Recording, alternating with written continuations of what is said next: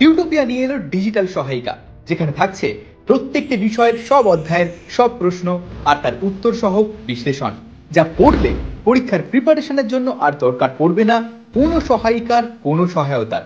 তাই মানে বইয়ের আর কোনো মানে নেই। টিউটোপিয়ার ডিজিটাল সহায়িকা পেতে লক্ষ্য রাখো টিউটোপিয়া লার্নিং অ্যাপের ইউটিউব চ্যানেলে। হ্যালো বন্ধুরা, টিউটোপিয়ার ইউটিউব লাইভ ক্লাসে তোমাদের সকলকে স্বাগত।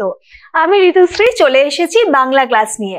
আজকে আমরা পড়ব খেয়া কবিতার ওপর সব রকমের প্রশ্নোত্তর। এই ভিডিওতে খেয়া কবিতার ওপর যত রকমের প্রশ্ন হয় তার সব আলোচনা করব। এর বাইরে না কোনো প্রশ্ন তোমাদের পরীক্ষায় আসবে, না দরকার পড়বে তোমাদের কোনো মানে বইয়ের বা সহায়িকা বইয়ের। তাহলে কি বুঝতে পারলে বন্ধুরা? মানে বইয়ের নেই কোনো মানে, সহায়িকার দরকার নেই কোনো সহায়তার।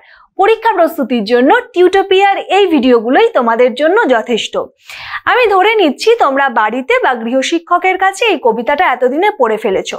যদি পড়ে থাকো তাহলে খুবই ভালো, আর যদি না পড়ে থাকো তাহলে টিউটোপিয়া লার্নিং অ্যাপে এই কবিতার উপর বানানো ভিডিওগুলো দেখে পড়ে নিতে পারো, কারণ টিউটোপিয়া লার্নিং অ্যাপে খুব সহজ ও সুন্দরভাবে এই ভিডিওতে দেওয়া আছে সমস্ত কিছু। এইটা যদি তোমরা ভিডিওটা দেখে নাও বা দেখে পড়ে নাও তাহলে তোমাদের কনসেপ্ট ক্লিয়ার হবে, আর কনসেপ্ট যদি ভালোভাবে ক্লিয়ার হয়ে যায় তাহলে প্রশ্নোত্তর আলোচনা খুব সহজ হয়ে যাবে। তাহলে আমি এখানে ধরে নিচ্ছি যে তোমাদের কবিতাটা পড়া। তাহলে এই কবিতার ওপর কত ধরনের প্রশ্ন আসতে পারে চলো দেখে নেব নেক্সট স্লাইডে। চলে এলাম পরবর্তী স্লাইডে। তাহলে কি রয়েছে দেখো, বহু বিকল্পীয় প্রশ্নাবলী অর্থাৎ এমসিকিউ। এমসিকিউতে কত থাকে? এমসিকিউতে তোমরা জানো 1 নম্বর থাকে। এই ধরনের যে প্রশ্নগুলো তাতে তোমরা 4টে অপশন পাচ্ছ। এই 4টে অপশনের মধ্যে তোমাদের রাইট অপশনটা চুজ করতে হচ্ছে। এরপরে আসছি অতি সংক্ষিপ্ত প্রশ্নাবলীতে। এই অতি সংক্ষিপ্ত প্রশ্নাবলী বা ভিএসএকিউ, এই ভিএসএকিউতেও থাকছে কিন্তু 1 নম্বর। তাহলে এরও প্রশ্নমান থাকছে 1 নম্বর, যেখানে তোমাদের একটা কি দুটো বাক্যে উত্তর লিখতে হচ্ছে। এরপরে আসছে ব্যাখ্যাভিত্তিক সংক্ষিপ্ত প্রশ্নাবলী এবং বিশ্লেষণধর্মী ও রচনাধর্মী প্রশ্নাবলী। অর্থাৎ দেখো, ব্যাখ্যাভিত্তিক সংক্ষিপ্ত প্রশ্নাবলী অর্থাৎ এসএকিউ টাইপ কোয়েশ্চেন্স, যেগুলোর মান থাকছে 3, এবং বিশ্লেষণধর্মী ও রচনাধর্মী প্রশ্নাবলী যেগুলোর মান থাকছে 5 নম্বর। তাহলে 3 এবং 5 এই মান থাকছে, যেই প্রশ্নগুলোকে আমি কিন্তু একসাথে রেখেছি। তাহলে এসএকিউ এবং এলএকিউ এই দুটো প্রশ্নকে আমি একসঙ্গে রেখেছি। প্রথমে থাকছে ব্যাখ্যাভিত্তিক সংক্ষিপ্ত প্রশ্নাবলী 3 নম্বর, পরবর্তী থাকছে বিশ্লেষণধর্মী ও রচনাধর্মী প্রশ্নাবলী। তাহলে এই ধরনের প্রশ্নই কিন্তু তোমাদের পরীক্ষায় আসতে পারে। অর্থাৎ এক হলো এমসিকিউ, যেখানে তোমরা অপশন পাচ্ছ 4টে, পরে থাকছে ভিএসএকিউ, যেগুলো একটা কি দুটো বাক্যে উত্তর দিতে হচ্ছে। বানানের দিকে অবশ্যই সচেতন হবে এই সব প্রশ্নের ক্ষেত্রে। আর থাকছে এসএকিউ এবং এলএকিউ টাইপ কোশ্চেন্স, যেগুলোকে আমি একসাথে রেখেছি। এরপরে চলে যাবো আমি এমসিকিউ এর স্লাইডে। এমসিকিউ এর স্লাইড মানে বহু বিকল্পীয় প্রশ্নাবলী স্লাইডে। এর আগে যেটা বলে নেওয়া দরকার সেটা হলো এই ভিডিওর টাইমলাইন অংশে একটা পর্ব বিভাজন করা আছে এমসিকিউ, এসএকিউ আর এলএকিউ এর। তোমরা তোমাদের পছন্দ মতন প্রশ্ন কিন্তু এই পর্ব বিভাজন অংশ থেকে খুঁজে পেতে পারো। এটা তোমাদের সুবিধার জন্যই করা হয়েছে। এরপরে ঢুকে যাব আমরা এমসিকিউ এর প্রথম প্রশ্নে। এমসিকিউ এর প্রথম প্রশ্নে ঢোকার আগে আর একটা কথা বলে নেওয়া জরুরি, সেটা হলো আমি যখন এমসিকিউ গুলো আলোচনা করব তোমরা কিন্তু অবশ্যই কমেন্ট বক্সে আমায় জানাবে কে কত স্কোর করতে পারছো, তাহলে আমি বুঝতে পারবো তোমাদের প্রিপারেশন কেমন হচ্ছে। চলো দেখে নেব প্রথম প্রশ্ন কি আছে। খেয়া কবিতাটি কার রচনা? খেয়া কবিতাটি সুকুমার রায়, দ্বিজেন্দ্রলাল রায়, রবীন্দ্রনাথ ঠাকুর না সুকান্ত ভট্টাচার্য? খেয়া কবিতাটি রবীন্দ্রনাথ ঠাকুরের রচনা। একদম চোখ বন্ধ করে গ আনসার হবে অপশন নাম্বার গ। চলে আসছি 2 নম্বর প্রশ্ন। 2 নম্বরে কি আছে? খেয়া কবিতাটি রবীন্দ্রনাথ ঠাকুরের কোন কাব্যগ্রন্থ থেকে সংকলিত? করি ও কোমল, চৈতালি, পুনশ্চ না নবজাতক? এখানে কিন্তু খেয়া কবিতাটি রবীন্দ্রনাথের চৈতালি কাব্যগ্রন্থ থেকে নেওয়া হয়েছে। তাহলে চৈতালি হলো সঠিক উত্তর, অপশন খ। তিন নম্বর প্রশ্ন দেখে নেব। 3 নম্বরে কি আছে, শিরোনাম সূচি অনুযায়ী খেয়া কবিতাটি চৈতালি কাব্যগ্রন্থের কত সংখ্যক কবিতা? 18, 19, 20 না 21? শিরোনাম সূচি অর্থাৎ পরপর যেভাবে কবিতাগুলো বিন্যস্ত হয়েছে সেই অনুযায়ী কিন্তু এই কবিতাটা 19 সংখ্যক কবিতা। তাহলে 19 কোথায় পাচ্ছি? অপশন খয়ে। তাহলে খ হলো রাইট আনসার। চলে যাব 4-এ দেখে নিচ্ছি, রবীন্দ্রনাথ চৈতালি কাব্যগ্রন্থের নামকরণ করেছেন একটি নদীর নামে, একটি গ্রামের নামে, বছরের শেষ উৎপন্ন শস্যের নামে, না তার এক আত্মীয়ার নামে। এখানে কিন্তু বছরের শেষ উৎপন্ন শস্যের নামে। এই চৈত্র মাসে বছরের শেষ উৎপন্ন শস্যের নামেই কিন্তু রবীন্দ্রনাথ এর নামকরণ করেছেন। তাহলে কোথায় পাচ্ছি? অপশন গয়। আনসার হলো গ। 5 নম্বর প্রশ্ন দেখে নি। 5-এ কি আছে দেখো, রবীন্দ্রনাথ ঠাকুরের চৈতালি কাব্যটি সত্যপ্রসাদ গঙ্গোপাধ্যায় প্রকাশিত কাব্য গ্রন্থাবলীর অন্তর্গত গ্রন্থাকারে প্রকাশিত হয়। আচ্ছা, রবীন্দ্রনাথ ঠাকুর যখন এটা লিখেছে খেয়াটা, তখন কিন্তু সেটা 1302 বঙ্গাব্দ।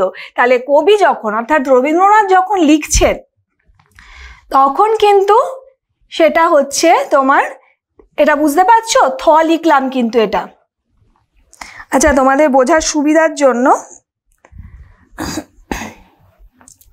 এটা হলো গিয়ে তোমার, তাহলে রবীন্দ্রনাথ কবিতাটা লিখছেন 1302 বঙ্গাব্দে। আর এটি গ্রন্থাবলীতে মানে সত্যপ্রসাদ গঙ্গোপাধ্যায় প্রকাশিত কাব্য গ্রন্থাবলীর অন্তর্গত হয়ে প্রকাশিত হচ্ছে কিন্তু 1303 বঙ্গাব্দে। তাহলে 1303 বঙ্গাব্দ হলো এখানে হলো রাইট আনসার। বুঝতে পারছো, কবিতাটা লিখছেন কিন্তু 1302 আর সেটা প্রকাশিত হচ্ছে গিয়ে 1303-এ। চলে আসছি 6 নম্বর প্রশ্ন। 6-এ কি আছে, রবীন্দ্রনাথ চৈতালি কাব্যের কবিতাগুলি যেখানে বসে লিখেছিলেন তা হলো পাতিসর ও সাজাদপুর, শান্তিনিকেতন ও পাতিসর, সাজাদপুর ও শান্তিনিকেতন, না কলকাতা ও শান্তিনিকেতন? এখানে অপশন নাম্বার খ, পাতিসর ও সাজাদপুর। এগুলো কিন্তু তোমাদের মাথায় রাখতে হবে, একটু সালগুলো কোথায় এগুলো কিন্তু মাথায় রাখতে হবে। চলে আসছি 7 নম্বর প্রশ্ন। চৈতালি কাব্যগ্রন্থে মোট কবিতার সংখ্যা কত? অর্থাৎ চৈতালি যে কাব্যগ্রন্থ আছে তাতে কতগুলো কবিতা ওই কাব্যগ্রন্থের মধ্যে রয়েছে? তাহলে দেখে নেবো আমরা, এখানে কিন্তু 79টা কবিতা রয়েছে। তাহলে 79 হলো সঠিক উত্তর, এগুলো দেখার দরকার নেই। চলে আসছে 8-এ। 8 নম্বর প্রশ্নে কি বলেছেন, রবীন্দ্রনাথ ঠাকুর খেয়া কবিতাটি রচনা করেন। আচ্ছা দেখো, খেয়া কবিতাটি রচনা করেন কত সালে? হচ্ছে 18ই চৈত্র 1302, 19শে চৈত্র 1302, 18ই চৈত্র 1300, না 11ই চৈত্র 1302? তাহলে আমি দেখো বলেছিলাম যে কবিতাটি রচনা হচ্ছে 1302 আর টাইম এটা কত, ডেটটা হলো 18ই চৈত্র। তাহলে এইটা হলো ক হলো গিয়ে সঠিক উত্তর, 18ই চৈত্র 1302 বঙ্গাব্দ। চলে আসছি 9 নম্বর প্রশ্ন। 9-এ দেখে নেব, খেয়া কবিতায় যে নদীর প্রসঙ্গ উঠে এসেছে সেটি হলো নাগর, করতোয়া, ঝিলাম, না পদ্মা? এখানে নাগর নদীর কথাই কিন্তু উঠে এসেছে। 10-এ চলে যাচ্ছি। 10-এ কি আছে, নাগর নদী কোথায় প্রবাহিত হয়েছে? নাগর নদী পাতিসর, বোলপুর, সুন্দরবন, না মধুপুর? এখানে কিন্তু পাতিসরেই প্রবাহিত হয়েছে আর এই জায়গাতেই কিন্তু তিনি কবিতা লিখছিলেন। এরপরে 11 নম্বর প্রশ্নে আসছি, কেহ যায় কি আছে? এখানে একটা জিনিস বলে নেওয়া দরকার, কবিতাটা খুব ছোট একটা কবিতা, সুতরাং তোমরা চেষ্টা করবে কবিতাটা বারে বারে পড়ে একদম মুখস্থের মতন করে ফেলতে, তাহলে কিন্তু এই এমসিকিউ টাইপ কোশ্চেন্স গুলো তোমাদের জন্য খুব সহজ হবে, তোমরা সহজে উত্তর করতে পারবে। তাহলে আমরা যখন কবিতাটা প্রথমে কি আছে সেটা হলো কেহ যায় ঘরে, কেহ আসে ঘর হতে। তাহলে কেহ যায় ঘরে প্রথমে পাচ্ছি আমরা, তাহলে ঘর হলো গিয়ে সঠিক উত্তর, অপশন নাম্বার গ হলো রাইট আনসার। 12 নম্বর প্রশ্নে কি আছে, খেয়া কবিতায় 2 তীরে কটি গ্রাম আছে? খেয়া কবিতায় কটা গ্রামের কথা উল্লেখ করা আছে বলো? 2টো গ্রামের কথাই কিন্তু উল্লেখ করা আছে। তাহলে এখানে 2 কোথায় পাচ্ছি?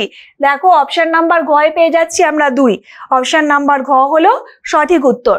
চলে যাচ্ছি 13-তে। 13-তে কি বলেছে, 2 তীরে 2টি গ্রামের সম্পর্ক হলো অপরিচয়ের, রেশারেশির, জানাশোনার, না কোনোটাই নয়? তাহলে আমরা পড়েছি কি, খেয়া নৌকা পারাপার করে নদী স্রোতে, কেহ যায় ঘরে, কেহ আসে ঘর হতে, 2 তীরে 2 গ্রাম আছে জানাশোনা। তাহলে জানাশোনা শব্দটা কোথায় পাচ্ছি আমরা? দুই তীরে দুটি গ্রামের সম্পর্ক হলো কিসের? না জানাশোনার সম্পর্ক। তাহলে কি কোথাও দেখবো না, অপশন নাম্বার গ হলো সঠিক উত্তর। 14 নম্বরে আসছি। 14তে কি বলেছে? পৃথিবীতে কত ড্যাশ কত সর্বনাশ। বলেছে কি পৃথিবীতে কত দ্বন্দ্ব কত সর্বনাশ, নূতন নূতন কত গড়ে ইতিহাস। তাহলে দ্বন্দ্ব কোথায় পাচ্ছি? দেখো এখানেও কিন্তু পাচ্ছি অপশন ঘয়ে পাচ্ছি হলো গিয়ে দ্বন্দ্ব। তাহলে রাইট আনসার হলো দ্বন্দ্ব, অন্যগুলো নয়। 15 দেখে যাই। পৃথিবীতে নূতন, এখানে নতুন নতুন, যেহেতু নূতন নূতনটা ওখানে সিঙ্গেল ইনভার্টেড কমার মধ্যে থাকবে, এখানে নতুন নতুনই দেয়া আছে। তাহলে আচ্ছা নতুন নতুন হবে, এখানে নূতন যদি হয় তাহলে তোমাদের এখানে কিন্তু হবে না, তাহলে নতুন নতুন হবে। আর যদি ইনভার্টেড কমার মধ্যে থাকে তাহলে কিন্তু সেটা ওখানে কিন্তু লেখা আছে নূতন নূতন। কি গড়ে ওঠে? কি গড়ে ওঠে? না ইতিহাস, না সাম্রাজ্য, না নগর কারখানা। পৃথিবীতে নতুন নতুন ইতিহাস গড়ে ওঠে। তাহলে কি হবে? আনসার হলো অপশন নাম্বার ক হলো সঠিক উত্তর। 16 নম্বর প্রশ্নে দেখো, রক্ত প্রবাহের মাঝে ফেনাইয়া ওঠে, কবির রক্ত প্রবাহের মধ্যে কি ফেনিয়া ওঠে? ইতিহাস সচেতনতা, সাম্রাজ্যের ধ্বংসের ছবি, জিঘাংসা, না কৌতূহল। এখানে কিন্তু রক্ত প্রবাহের মাঝে যে ফেনিয়ে ওঠার কথা বলা হয়েছে তা কিন্তু ইতিহাস সচেতনতার কথা বলা হয়েছে, কারণ তারপরেই তিনি বলছেন কি সোনার মুকুট কত ফুটে আর টুটে। তাহলে এখানে আমরা পেয়ে যাচ্ছি ইতিহাস সচেতনতা, অর্থাৎ রাইট আনসার। সাম্রাজ্যের ধ্বংসের ছবি, জিঘাংসা, কৌতূহল কোনোটা নয়। 17 নম্বরে আসি। 17 নম্বরে কি বলেছে? কত ফুটে আর টুটে কার কথা বলা হয়েছে? আমরা জানি, কবিতা যদি আমরা পড়ে থাকি তাহলে আমরা জানি সোনার মুকুট কত ফুটে আর টুটে। তাহলে সোনার মুকুট দেখতে পাচ্ছি, মুদ্রা, পদক, কলম, মুকুট। মুকুট পাচ্ছি কোথায়? অপশন নাম্বার ঘয়ে। তাহলে রাইট আনসার কোনটা? অপশন ঘ। তোমরা কাউন্ট করতে থাকো, কিন্তু কাউন্ট করে আমায় কমেন্ট বক্সে জানাও। চলে আসছি 18তে। 18 কি দেখাচ্ছে? সোনার মুকুট কত ফুটে আর টুটে বলতে কবি বুঝিয়েছেন রাজশক্তির উত্থান পতনকে, কোনো নির্দিষ্ট রাজার অভিষেক ও অপসারণকে, না কোনো দেশের গড়ে ওঠা আর বিলোপ সাধনকে, না তার রাজাদের দম্ভ ও তার চূর্ণ হওয়াকে। এখানে কিন্তু কবি বুঝিয়েছেন রাজশক্তির উত্থান পতন, অর্থাৎ যেটা হলো রাজশক্তির কোনো রাজার আবির্ভাব এবং তার যে প্রতিপত্তি সেইটার বৃদ্ধি এবং তার কোনো সময় একদম সেই অন্য রাজার আবির্ভাব। এখানে কিন্তু উত্থান পতনের কথাই বলা হয়েছে। অভিষেক বলতে রাজাকে যখন সম্মান প্রদর্শন করে সেই রাজসিংহাসনে বসানো হয়, রাজাকে অভিবাদন জানানো হয়, সেটাকে বলা হয় অভিষেক। আর অপসারণ এই সমস্ত শব্দবন্ধগুলো আসবে না, বা কোনো দেশের গড়ে ওঠা বা বিলোপ সাধন এমনটাও নয়, বা রাজাদের দম্ভ ও তার চূর্ণ হওয়া এমনটাও নয়। তাহলে আমরা পেয়ে যাব রাজশক্তির উত্থান পতনকে, অর্থাৎ ফার্স্ট যে অপশনটা আছে সেটাই হলো গিয়ে রাইট আনসার। দাগিনি দেখে নাও অপশন নাম্বার ক। চলে যাচ্ছে 19-এ। 19 নম্বর প্রশ্ন দেখো, খেয়া নৌকা পারাপার করে নদী স্রোতে। খেয়া শব্দটির অর্থ হলো, খেয়া শব্দটির অর্থ কি? খেয়া শব্দটির অর্থ হলো নৌকা, যে নৌকা নদী পারাপারের কাজে ব্যবহৃত হয় বা জলাশয় পারাপারের কাজে। তাহলে খেয়া শব্দটার পার্টিকুলার অর্থ কি? নৌকা। নৌকার মাঝি, নদী বা বড় জলাশয় কোনোটা নয়। 20 নম্বরে দেখে নেব। 20তে কি আছে? খেয়া নৌকার কাজ হলো। খেয়া নৌকার কি কাজ? যাত্রীদের বিদেশ পাঠানো, হাটে পাঠানো, পারাপার করা, না আনন্দ দেয়া। তাহলে এখানে প্রথমটাই কি আছে? না প্রথমটা না, পারাপার করা। পারাপার করাই হলো গিয়ে সঠিক উত্তর। তাহলে পারাপার করাকে আমরা দাগিয়ে নেব, অপশন নাম্বার গ হলো সঠিক উত্তর। চলে আসছি 21-এ। 21-এ দেখে নেব পারাপার শব্দের অর্থ হলো, পারাপার শব্দের অর্থ কি? নৌকা পার হওয়ার জন্য প্রদেয় বিশেষ মূল্য। মানে নৌকা যখন আমরা নদী পারাপার করি সেই সময় যে আমাদের টাকাটা দিতে হয় সেটা কি? নাকি উভয় তীর আছে যার, মানে দুদিকেই যার তীর আছে, কুল আছে, এমনটা কি? নাকি নদীর তীরের ছোট নৌকা? নদী তীরের ছোট নৌকা কি বলা হচ্ছে? সেটা তো হয়ে যাবে তাহলে খেয়া। এক পার থেকে অন্য পারে যাওয়া। তাহলে পারাপার শব্দের অর্থ কি? এক পার থেকে, অর্থাৎ এক জায়গার পার থেকে অন্য পারে যাওয়া, সেটাই হলো গিয়ে পারাপার। তাহলে ঘ হলো গিয়ে সঠিক উত্তর, এক পার থেকে অন্য পার। 22 নম্বর প্রশ্নে যাই। 22 নম্বরে কি বলেছে, খেয়া নৌকা কোথায় পারাপার করে? খেয়া নৌকা কোথায় পারাপার করে? গঙ্গা নদীতে, নদী স্রোতে, যমুনাতে না সাগরে?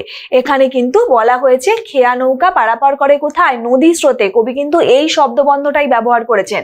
তাহলে পার্টিকুলার এই শব্দবন্ধটাই কিন্তু তোমাদের লিখতে হবে। নদী স্রোতে কোথায় পাচ্ছি? খ, অপশন নাম্বার খ, নদী স্রোতে হলো আমাদের সঠিক উত্তর। 23 নম্বর প্রশ্নে কি আছে, খেয়া নৌকার যাত্রীরা কোথা থেকে আসে? খেয়া নৌকার যাত্রীরা বলেছেন কি? কবি বলেছেন কেহ যায় ঘরে, কেহ আসে ঘর হতে। তাহলে কোথা থেকে আসে? এখানে অবশ্যই হবে ঘর, বাহির, বিদেশ, স্বর্গলোক কোনোটাই নয়। তাহলে চলে আসছি 24-এ। 24 নম্বর দেখে নেব, খেয়া নৌকা কতক্ষণ নদী পারাপার করে? খেয়া নৌকা কতক্ষণ পারাপার করে বলো তো? শুধুমাত্র সকালবেলায়, শুধুমাত্র সন্ধ্যাবেলায়, না সকাল থেকে সন্ধ্যা পর্যন্ত, না সকাল থেকে দ্বীপ্রহর পর্যন্ত? কি বলা হয়েছে কবিতায়? কি বলা হয়েছে? সকাল হইতে সন্ধ্যা করে আনাগোনা। তাহলে সকাল থেকে সন্ধ্যা পর্যন্ত। তাহলে গ হলো গিয়ে সঠিক উত্তর, সকাল থেকে সন্ধ্যা পর্যন্ত। তাই কবিতাটা বারে বারে পড়তে হবে এই ধরনের প্রশ্নগুলোর উত্তর দেওয়ার জন্য। চলে আসছি 25-এ। 25-এ দেখো, কোন কোন বিষয় পৃথিবীতে নূতন বা নতুন ইতিহাস গড়ে? ইতিহাস গড়ে কিসের জন্য? দুঃখ আনন্দে, দ্বন্দ্ব সর্বনাশে, চাওয়া পাওয়া না আলো অন্ধকারে? কোন কোন বিষয় পৃথিবীতে নতুন নতুন ইতিহাস গড়ে? ইতিহাস গড়ে কিন্তু দ্বন্দ্ব এবং সর্বনাশের মধ্যে দিয়ে। তাহলে দ্বন্দ্ব সর্বনাশ পেয়ে যাচ্ছি কোথায়? অপশন নাম্বার খতে। 26 নম্বর প্রশ্নে যাই। 26-এ দেখো কি বলেছে, সোনার মুকুট কত ফুটে আর টুটে? টুটে শব্দের অর্থ হলো, ফুটে মানে কি আর টুটে মানে কি জানো? ফুটে হলো একটা তৈরি হওয়া, আর যেমন কোনো কিছুর উত্থান সেটা হলো গিয়ে ফুটে, আর টুটে কি? সেটা হলো ভেঙে যাওয়া, চুরমার হয়ে যাওয়া। সেটা হলো সেই টুটে শব্দটার আক্ষরিক অর্থ হলো গিয়ে ছিঁড়ে দেওয়া। তাহলে ছিঁড়ে দেওয়া সঠিক উত্তর, যুক্ত হওয়া, বাঁধন বা বেঁধে রাখা কোনোটাই নয়। আচ্ছা, একটা জিনিস মাথায় রাখবে, তোমরা যেটা ভুল করো, একটা হলো বাধা, যখন আমরা কোনো অবস্টাকেল পাচ্ছি সেই বাধাতে কিন্তু চন্দ্রবিন্দু হয় না। আর যখন আমরা ধরো দড়ি দিয়ে হাত বেঁধেছি, সেটা যখন টাই বাঁধা, সেইটাতে কিন্তু চন্দ্রবিন্দু হয়। এই বানানগুলো কিন্তু তোমরা খেয়াল করবে। তাহলে এখানে কিন্তু ছিঁড়ে দেওয়া হলো সঠিক উত্তর। চলে আসবো 27 নম্বর প্রশ্ন, নব নব সভ্যতার বিকাশে প্রেরণা যোগায় কারা? নব নব সভ্যতার বিকাশে কে যোগায়? অর্থ সম্পদ, বংশ কৌলিন্য, তৃষ্ণা ক্ষুধা না ভয় এবং নৈরাশ্য? এখানে কিন্তু ভয় এবং নৈরাশ্য, বংশ কৌলিন্য বা অর্থ সম্পদ কোনোটাই নয়। আমরা পাচ্ছি তৃষ্ণা এবং ক্ষুধা, এই লাইন দুটোই কিন্তু আমরা পাচ্ছি। তাহলে সঠিক উত্তর অপশন নাম্বার গ। 28 নম্বর প্রশ্নে আসি। 28-এ বলছে, নব নব সভ্যতার উন্মেষে কি কি পাওয়ার কথা কবি বলেছেন? নব নব সভ্যতার উন্মেষে কি কি পাওয়ার কথা? অর্থ সম্পদ, হলাহল, সুধা, হিংসা দেশ না প্রশান্তি? কবি যে কথা বলেছেন তা হলো হলাহল এবং সুধা। কবি বলেছেন যে উঠে কত হলাহল, উঠে কত সুধা। তাহলে আমরা পেয়ে যাচ্ছি হলাহল এবং সুধা। আর এই হলাহল এবং সুধা শব্দের অর্থ কি আমরা পরে অবশ্যই জানছি আমাদের পরবর্তী প্রশ্নে। চলে আসছি 29-এ। 29-এ কি বলেছে, খেয়া কবিতায় সভ্যতার নব নব কত তৃষ্ণা ক্ষুধা বলতে কবি নির্দেশ করেছেন সভ্যতার নানাবিধ চাহিদাকে, বিভিন্ন ব্যাধিগুলিকে, অন্ধকারময় দিকগুলিকে না গড়ে ওঠার কারণগুলিকে? এখানে কিন্তু এই তৃষ্ণা ক্ষুধা বলতে আমাদের ভোগ, লোভ, এই সমস্ত বিষয়গুলোকেই কিন্তু, অর্থাৎ নানাবিধ যে চাহিদা মানুষের, সেইটাই কিন্তু তুলে ধরেছেন। তাহলে কোথায় পাচ্ছি নানাবিধ চাহিদা? না অপশন নাম্বার ক, নানাবিধ চাহিদা পাচ্ছি, অপশন নাম্বার কয়, সঠিক উত্তর এটাই। 30 নম্বরে যাব। 30-এ কি দেখো, উঠে কত ড্যাশ, উঠে কত সুধা? তাহলে আমরা কি পড়েছিলাম? উঠে কত হলাহল, উঠে কত সুধা। তাহলে এখানে পেয়ে যাচ্ছি কি কোলাহল, কলরব, কলতান, কোনোটাই নয়, হলাহল। এই হলাহল শব্দের অর্থ হলো গিয়ে বিষ। আসবো পরবর্তী প্রশ্নে। 31 নম্বর প্রশ্নে আছে, নতুন নতুন ইতিহাস গড়ে উঠেছে কোথায়? গ্রামে, শহরে, পৃথিবীতে না মানব সমাজে? নতুন নতুন ইতিহাস গড়ে উঠেছে কিন্তু কোথায়? পৃথিবীতে। অবশ্যই পৃথিবীতে হলো গিয়ে সঠিক উত্তর। চলে আসছি 32-এ। 32-এ কি দেখবো, উঠে কত হলাহল, হলাহল শব্দের অর্থ, এখানে হলাহল শব্দের অর্থ কি? অমৃত, ওষুধ, পানীয় না গরল? গরল শব্দের অর্থ হলো গিয়ে বিষ, তাহলে গরল হলো গিয়ে সঠিক উত্তর। গরল শব্দের অর্থ কি? না বিষ। সঠিক উত্তর হলো অপশন নাম্বার ঘ। বুঝতে পেরেছো? পানীয়, ওষুধ, অমৃত কোনোটাই নয়। চলে যাচ্ছি 33 নম্বর প্রশ্ন। 33-এ দেখে নেব, শুধু হেতা দুই তীরে কে বা জানে ড্যাশ। শুধু হেতা দুই তীরে কে বা জানে নাম। নাম কোথায় পাচ্ছি? নাম পেয়ে গেছি অপশন গয়ে। আর কিছু দেখার দরকার আছে? অন্যগুলো তো একেবারেই নয়, গ্রাম, ধাম, ঠিকানা কোনোটাই নয়। 34-এ যাই। 34-এ কি আছে? কে বা জানে নাম, যাদের নাম কেউ জানে কিনা বলে কবির সন্দেহ, তারা হলো গ্রামের মধ্যে দিয়ে বয়ে চলা নদী, গ্রামের সাধারণ মানুষজন, নদীর দুই পারের দুই গ্রাম, খেয়া নৌকাগুলির মাঝিরা। এখানে কিন্তু কবি, তোমরা যদি কবিতাটা পড়ো তাহলে তোমরা বুঝতে পারবে যে যাদের নাম না জানার কথা বলা হচ্ছে তা হলো নদীর দুই পারের যে দুই গ্রাম, সেই গ্রাম দুটির, সেই সহজ সরল দুটি গ্রাম দুটি, যেগুলো খুব একটা অনামী, নামী নয়, সেই গ্রামের কথাই কিন্তু বলা হচ্ছে। তাহলে গ সঠিক উত্তর হলো অপশন নাম্বার গ।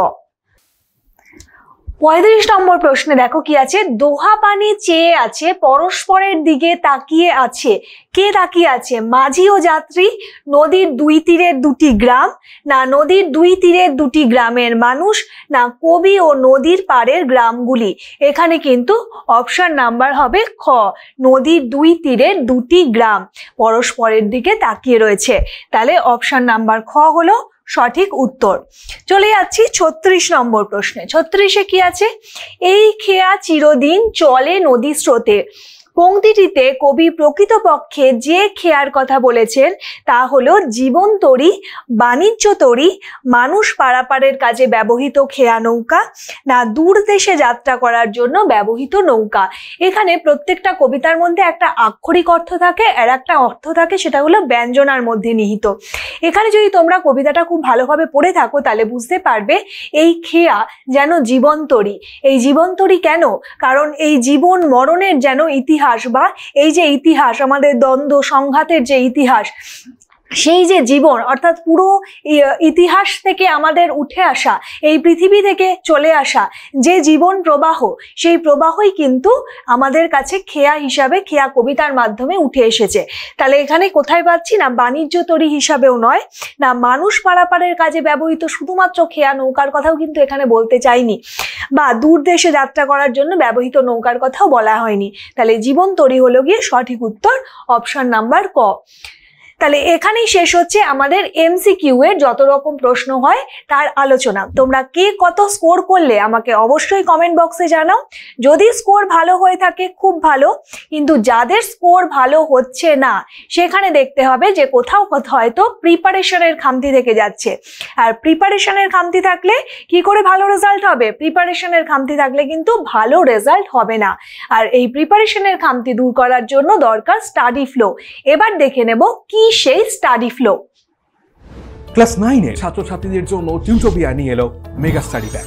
পরীক্ষায় দুর্দান্ত রেজাল্ট করতে গেলে যা হতে পারে তোমার নিশ্চিত সাফল্যের সহায়ক। পরীক্ষায় ভালো রেজাল্ট করতে গেলে প্রিপারেশন হতে হবে একেবারে সলিড, আর তার জন্য অনুসরণ করতে হবে যথাযথ স্টাডি ফ্লো। চলো এক ঝলকে দেখে নেওয়া যায় কি হওয়া উচিত তোমার স্টাডি ফ্লো, অর্থাৎ তুমি কিভাবে পড়লে সেই পড়াটা আর কখনো ভুলবে না, আর পরীক্ষায় ভালো নম্বরও পাবে। পড়ার ক্ষেত্রে প্রথমে দরকার কনসেপ্ট, অর্থাৎ বিষয় সম্পর্কে স্বচ্ছ ধারণা। প্রত্যেকটা সাবজেক্টে প্রত্যেকটা চ্যাপ্টার কারোর থেকে বুঝে নেওয়া, তারপর সেই বিষয় রিলেটেড প্রত্যেকটা ডাউটকে ক্লিয়ার করা। এরপরে তৃতীয় ধাপ, সেই চ্যাপ্টারটার উপর সংক্ষেপে একটা ব্রিফ নোট পড়া, এবং চতুর্থ ধাপ হলো সেই চ্যাপ্টারের সম্ভাব্য প্রশ্নোত্তরগুলোকে করে ফেলা, যার উপর নির্ভর করবে তোমার পরীক্ষার সাফল্য। এরপর তোমার প্রস্তুতি কত দূর তার জন্য তোমাকে দিতে হবে চ্যাপ্টার ওয়াইজ মক টেস্ট। তবে শুধুমাত্র টেস্ট দিলেই কিন্তু হবে না, বিশেষজ্ঞ কোনো শিক্ষককে দিয়ে সেই উত্তরপত্র চেক করিয়ে বুঝে নিতে হবে কোথায় কোথায় খামতি রয়েছে। যদি টেস্টের ফল ভালো হয় তবে বুঝতে হবে তোমার প্রস্তুতি কমপ্লিট। এবার তুমি পরের অধ্যায়ে যেতে পারো, আর ফল খারাপ হলে এই পুরো প্রক্রিয়াটা আরও একবার রিভাইজ করতে হবে। তবে বলে রাখি, তোমার এই প্রস্তুতির ক্ষেত্রে তোমার সাহায্য করতে পারে পশ্চিমবঙ্গ বোর্ডের বাংলা মাধ্যমে ছাত্রছাত্রীদের পড়াশোনার জন্য একমাত্র অ্যাপ টিউটোপিয়া। এই পুরো স্টাডি ফ্লোর জন্য টিউটোপিয়াই হলো অল ইন ওয়ান সলিউশন। কিভাবে? Step 1 concept video. টিউটোপিয়া অ্যাপে প্রত্যেক অধ্যায়ের বিষয়গুলো ছোট ছোট টপিকে ভেঙে নিয়ে গ্রাফিক্স অ্যানিমেশনের সাহায্যে এমনভাবে বোঝানো হয়েছে যা তোমাদের পড়তেও ভালো লাগবে আর মনেও থাকবে। Step 2 live class and doubt clearing. টিউটোপিয়ার লাইভ ক্লাসে সেই বিষয়গুলোই বোঝানো হয় বিশদে। পাশাপাশি প্রত্যেকটা ক্লাসে থাকে ডাউট ক্লিয়ারিং সেশন, যেখানে সরাসরি তোমাদের সমস্ত ডাউট বা সংশয়ের নিরসন হতে পারে। Step 3 brief notes. নোটসের জন্য টিউটোপিয়ায় তোমরা পাবে স্মার্ট নোটস, যেখানে সংক্ষেপে টু দি পয়েন্টে অধ্যায়ের ব্রিফ নোট তো করাই রয়েছে। Step 4 question and answer. আমাদের অ্যাপের নোটসে প্রশ্নোত্তরের আলোচনা তো থাকছেই, সেই সঙ্গে একটা অধ্যায় সব রকমের প্রশ্নোত্তরের জন্য এখন তোমাদের কাছে থাকছে ইউটিউবের এই ক্লাসগুলো, অর্থাৎ টিউটোপিয়া ডিজিটাল সহায়িকা। Step 5 mock test. টেস্ট দেওয়ার জন্য টিউটোপিয়া থাকছে প্রত্যেকটা বিষয়ের অধ্যায় ভিত্তিক mock test. Step 6 answer sheet checking and model answer. উত্তরপত্রের ছবি তুলে আমাদের কাছে পাঠিয়ে দিলে বিশেষজ্ঞ শিক্ষক খাতা দেখে তোমায় জানিয়ে দেবে তোমার পরীক্ষার মার্কস এবং তাদের পরামর্শ। সেই সঙ্গে তোমরা পেয়ে যাবে মডেল উত্তরপত্র, যা দেখে তোমরা বুঝতে পারবে কিভাবে লিখতে হয় কোনো একটা প্রশ্নের আদর্শ উত্তর। তাহলে হলো কিনা তোমার পারফেক্ট স্টাডি ফ্লোয়ের অল ইন ওয়ান সলিউশন। আর এই সব কিছু নিয়েই নবম শ্রেণীর ছাত্রছাত্রীদের জন্য টিউটোপিয়ার এই মেগা স্টাডি প্যাক।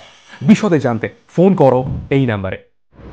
চলে এলাম অতি সংক্ষিপ্ত প্রশ্নাবলীতে। এই অতি সংক্ষিপ্ত প্রশ্নাবলী প্রশ্নমান 1 নম্বর, যেখানে তোমাদের একটা কি দুটো বাক্যে উত্তর দিতে হচ্ছে। তাহলে তোমাদের অবশ্যই গুছিয়ে লিখতে হবে এবং বানানের দিকে কিন্তু যথেষ্ট নজর দিতে হবে। তাহলে ভিএসএকিউ এর প্রথম প্রশ্নে আমরা চলে আসছি। প্রথম প্রশ্ন দেখো, রবীন্দ্রনাথ ঠাকুর রচিত খেয়া কবিতাটি কোন কাব্যগ্রন্থের অন্তর্গত? রবীন্দ্রনাথ ঠাকুর রচিত খেয়া কবিতাটি চৈতালি কাব্যগ্রন্থের অন্তর্গত। চৈতালি কাব্যগ্রন্থের অন্তর্গত।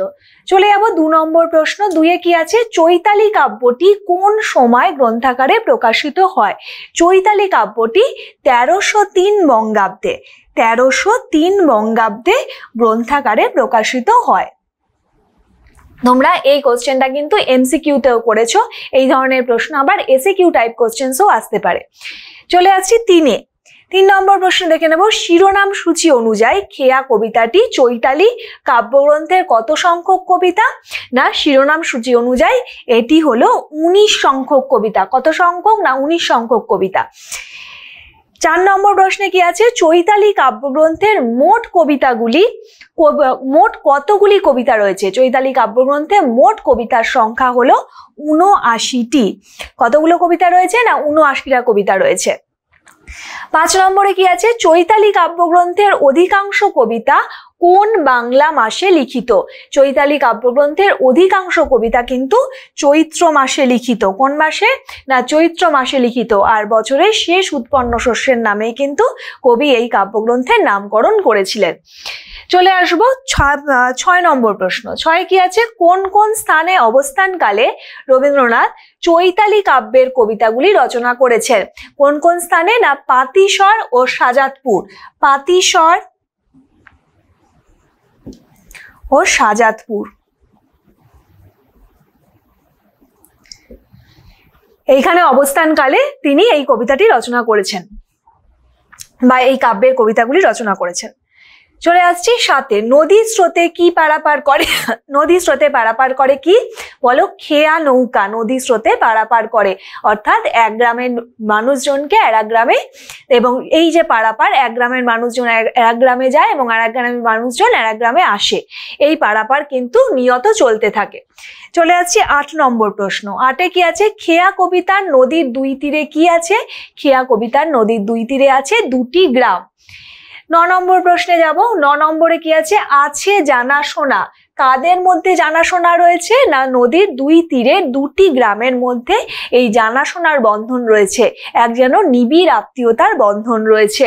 তাহলে জানাশোনা শব্দটার মধ্যে দিয়েও এটাই কিন্তু বোঝানো হচ্ছে। 10 নম্বর প্রশ্নে দেখবো খেয়া নৌকা বলতে কি বোঝো? খেয়া নৌকা বলতে নৌকাকে বোঝানো হয়ে থাকে যা নদী পারাপারের কাজে বা জলাশয় পারাপারের কাজে ব্যবহৃত হয়ে থাকে, তাই হলো গিয়ে খেয়া নৌকা।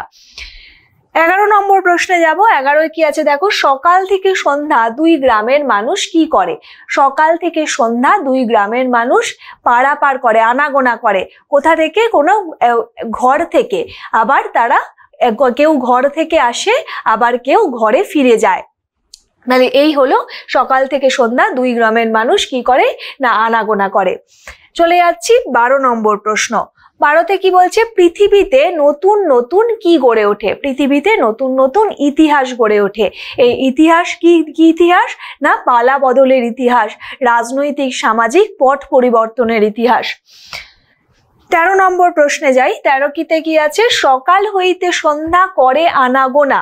কে আনাগোনা করে? সকাল হতে সন্ধ্যা এই যে খেয়া তরি তার গ্রামের মানুষজন, গ্রামের মানুষদের নিয়ে, এক গ্রামের মানুষজনদের নিয়ে অন্য গ্রামে এই যাতায়াত অবিরাম চলতে থাকে। কেউ ঘরে যায় এবং কেউ ঘর থেকে আসে। তাহলে হয়ে গেল আমাদের এই প্রশ্নটা। 14 নম্বর প্রশ্ন দেখব কি আছে? সকাল হইতে সন্ধ্যা করে আনাগোনা। এই আনাগোনা কোথায় হয়ে থাকে? এই আনাগোনা হয়ে থাকে এই নদীর মধ্যে। এই নদীর মধ্যে আনাগোনা হয়ে থাকে কিভাবে? না কেউ ঘর থেকে যায় এবং কেউ আসে ঘর হতে। তাহলে চলে যাচ্ছে আনাগোনা কিভাবে হয়ে থাকে বা কোথায় হয়ে থাকে, কিন্তু সেটা বলতে হবে যে নদী বক্ষে হয়ে থাকে। চলে যাচ্ছি 15 নম্বর প্রশ্ন। খেয়া কবিতায় বাস্তব সভ্যতার কি উঠে আসে? খেয়া কবিতায় বাস্তব সভ্যতার উঠে আসে হলো তৃষ্ণা এবং ক্ষুধা। এতটুকু লিখলেই হবে। এর পরবর্তী প্রশ্নে আসছি। পরবর্তী প্রশ্নে দেখো, সভ্যতার নব নব কত তৃষ্ণা ক্ষুধা। কবি তৃষ্ণা ও ক্ষুধা শব্দ দুটি দিয়ে কি বোঝাতে চেয়েছেন? কবি তৃষ্ণা এবং ক্ষুধা এই শব্দটি দিয়ে আমাদের যে ভোগ, লোভ, এগুলোকে বোঝাতে চেয়েছে। অর্থাৎ আমাদের যে বিবিধ চাহিদা, এই চাহিদাকেই কিন্তু বোঝাতে চেয়েছেন তৃষ্ণা এবং ক্ষুধা শব্দবন্ধন মাধ্যমে। 17 নম্বর প্রশ্নে কি আছে? দোহা পানে চেয়ে আছে, কারা পরস্পরের দিকে তাকিয়ে আছে? কারা পরস্পরের দিকে তাকিয়ে আছে? না দুটো গ্রাম যারা পরস্পরের দিকে তাকিয়ে রয়েছে। এই যে তাকিয়ে থাকা, এ যেন এক নিবিড় আত্মীয়তার বন্ধন বা এক নিবিড় আশ্রয়, এক ধরনের অবিরাম চলমানতা বা নিত্য চলমানতা। চলে যাচ্ছে 18 নম্বর প্রশ্ন। 18তে কি আছে? খেয়া চিরদিন কি করে? খেয়া চিরদিন কি করে? নদী স্রোতে বয়ে চলে। খেয়া চিরদিন সেই নদী স্রোতে পারাপার করতে থাকে। তাহলে এটা উত্তর হবে খেয়া চিরদিন নদী স্রোতে পারাপার করে যাত্রী দিয়ে, সেই দুই গ্রামের যাত্রীদের নিয়ে সে অবিরাম পারাপারে মত্ত থাকে। 19 নম্বর প্রশ্ন দেখব। খেয়া কবিতায় কটি পংক্তি আছে? খেয়া কবিতায় মোট 14টি পংক্তি আছে। এটিকে মূলত সনেট বলা হয়ে থাকে, তবে অষ্টক এবং শতক বিভাজন অর্থাৎ 8 পংক্তি এবং 6 পংক্তির যে বিভাজন, এটা কিন্তু এখানে লক্ষিত হয় না। এটা 14টা পংক্তি রয়েছে, তোমরা গুণে দেখতে পারো কবিতাটায়। 20 নম্বর প্রশ্নে কি আছে দেখো, খেয়া কোন জাতীয় শব্দ? খেয়া প্রথমত বলতে হবে যে একটা বিশেষ্য পদ। তোমরা বিশেষ্য পদ নিশ্চয়ই জানো। বিশেষ্য পদ অর্থাৎ কোনো কিছু যখন নাম বোঝায় তখন সেটাকে বলা হয়ে থাকে বিশেষ্য পদ, যেটাকে তোমরা ইংরেজিতে পড়ে থাকো নাউন হিসাবে। এটা কোন জাতীয় শব্দ? না এটা দেশি শব্দের অন্তর্গত। তোমরা তো নিশ্চয়ই শব্দের যখন পড়েছো তখন সেখানে দেশি বিদেশি শব্দ ভান্ডার পড়েছো, তাহলে এটি হলো দেশি শব্দের অন্তর্গত। চলে যাব 21 নম্বর প্রশ্ন। 21-এ কি আছে? খেয়া করে যাত্রীরা কোথায় যায়? খেয়া করে এক গ্রামের মানুষ আর এক গ্রামে যায়। তারা কিভাবে যায়?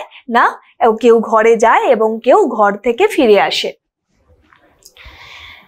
তারা নিজেদের জীবনের যে বিবিধ চাহিদা তা নিয়ে অবিরাম এই নিয়ত যাতায়াত চলতে থাকে। 22 নম্বর প্রশ্নে যাচ্ছি। জানাশোনা শব্দের মাধ্যমে কি বলা হয়েছে? জানাশোনা শব্দের মাধ্যমে কিন্তু তাদের মধ্যে যে আত্মিক নিবিড়তা, তাদের মধ্যে সেই আত্মিক নিবিড়তা অর্থাৎ জানাশোনা শব্দের মাধ্যমে, এবং এই আত্মিক নিবিড়তা যেন চিরকালীন, এই চিরকালীন যে আশ্রয়ের বন্ধন, নিবিড়তা, আত্মীয়তার সূত্র, এই সেতু বন্ধনের কাজ করে চলেছে যেন এই দুটি গ্রামের এই খেয়াতরি। তাই এই জানাশোনা শব্দের মাধ্যমে কিন্তু সেই নিবিড়তাকে বোঝানো হচ্ছে। চলে যাব 23 নম্বর প্রশ্ন। 23-এ কি বলেছে? কবিতায় বর্ণিত নদী তটে কি আছে? কবিতায় বর্ণিত নদী তটে দুটি গ্রাম রয়েছে। 24 নম্বর প্রশ্নে আসছি। 24-এ কি বলেছে? গ্রাম দুটির সম্পর্ক কিরূপ? গ্রাম দুটির সম্পর্ক, তারা প্রত্যেকে দুজনের মধ্যে নিবিড় আত্মীয়তার সম্পর্ককে বা বন্ধনে, আত্মীয়তার বন্ধনে আবদ্ধ, তাই দুজনের সম্পর্ক অত্যন্ত নিবিড় এবং গভীর। 25 নম্বরে কি আছে দেখো? পৃথিবীতে কখন সর্বনাশ নেমে আসে? পৃথিবীতে কখন সর্বনাশ নেমে আসে? না হিংসায় উন্মত্ত হয়ে, ক্রোধে অন্ধ হয়ে, প্রলোভনে মত্ত হয়ে দিগ্বিদিক জ্ঞান শূন্য মানুষ যখন একে অপরের রক্তপাতের ভয়ঙ্কর সর্বনাশ ডেকে আনে, তখনই কিন্তু সর্বনাশ নেমে আসে। এভাবেই কিন্তু তোমাদের উত্তরটা গুছিয়ে লিখতে হবে। চলে আসছি 26 নম্বর প্রশ্ন।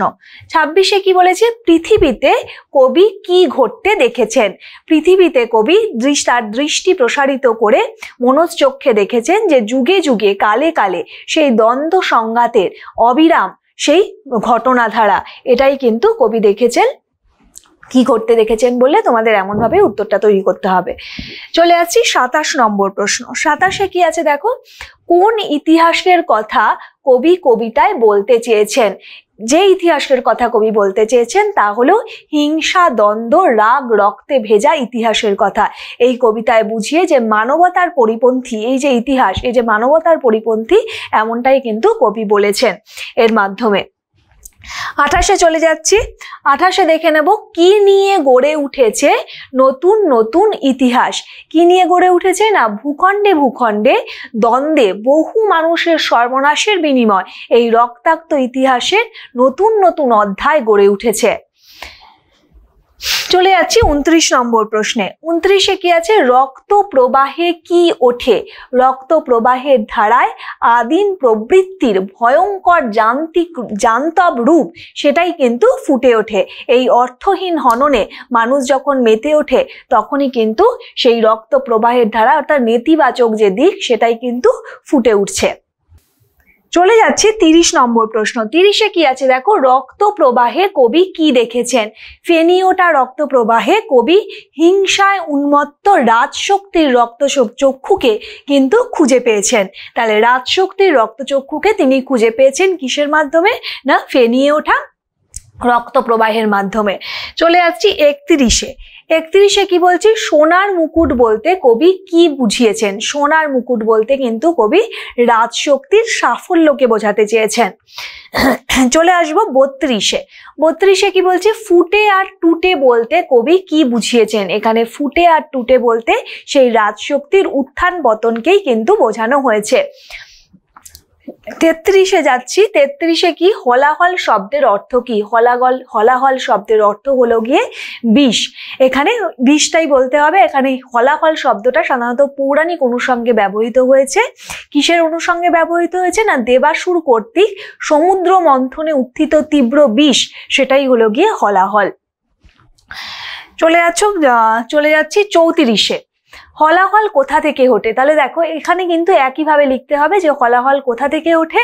না দেবাসুর কর্তৃক সমুদ্র মন্থনে উত্থিত তীব্র বিষ, সেটাই হলো এখান থেকেই কিন্তু হলাহল উঠে আসছে, যেটা পৌরাণিক অনুষঙ্গে ব্যবহৃত হয়েছে। আগের কোশ্চেনটায় তোমরা সহজে লিখতে পারো যে হলাহল শব্দের অর্থ কি? হলাহল শব্দের অর্থ বিষ বা গরল তোমরা লিখতে পারো। 35 নম্বর কি আছে দেখে নি। সুধা কি? সুধা বলতে বলা হয়ে থাকে কাকে? অমৃতকে। এই অমৃত কি?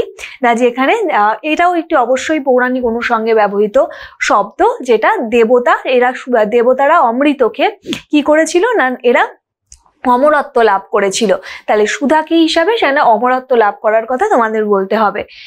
চলে আসবো 36 নম্বর প্রশ্নে। 36-এ আছে কি, সুধা আসে কোথা থেকে?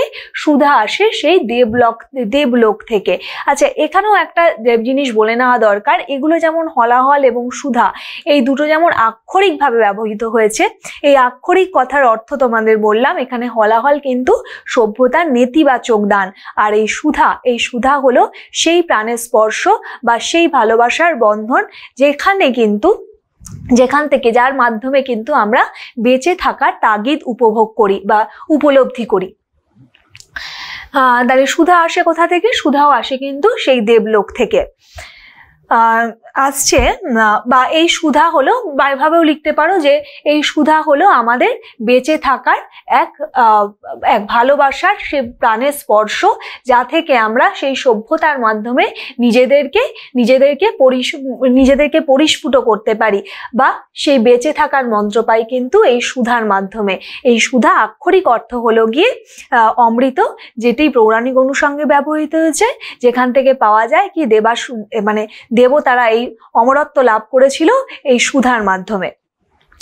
চলে আসছি 37 নম্বর প্রশ্ন। 37 কি বলেছে? হলাহল ও সুধার উল্লেখ কবি কেন করেছেন? দেখো, কিছুক্ষণ আগেই যেটা আলোচনা করলাম সেটাই বলতে হবে, যে এই দুটোর আক্ষরিক অর্থ একটা বিষ এবং একটা অমৃত হলেও এই হলাহল বলতে কিন্তু সেই সভ্যতার নেতিবাচক দিক, অর্থাৎ সেই বিষাক্ত দিকটাকে, যা আমাদেরকে কোনো রকম ভালো থাকা দেয় না, সেই হলাহল কিন্তু সেই দিকটাকেই তুলে ধরেছেন।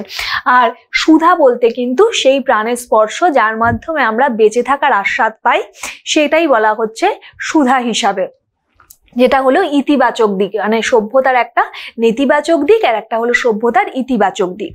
চলে আসছে 38 নম্বর প্রশ্ন। 38-এ কি আছে? কে বা জানে নাম। কাদের নামের কথা বলা হয়েছে? এখানে যে দুই তীরের যে দুটি গ্রাম, তাদের নাম কেউ জানে না, কারণ তারা খুব অনামী, সেই জন্যই কিন্তু তাদের নাম কেউ জানে না। এবং এই প্রসঙ্গে তোমাদের বলতে হবে যে সভ্যতার যে বিকাশের ধারা, সেই বিকাশের ধারার মধ্যে অনেক উত্থান পতন দেখতে পাওয়া গেলেও এই গ্রামগুলো কিন্তু নিবিড় পরিচয়ের সূত্রে নিজেদের মধ্যে আবদ্ধ। চলে আসছি 39 নম্বর প্রশ্ন। 39-এ কি বলেছে? কাদের নাম অজানা থেকে যায়। কাদের নাম অজানা থেকে যায়?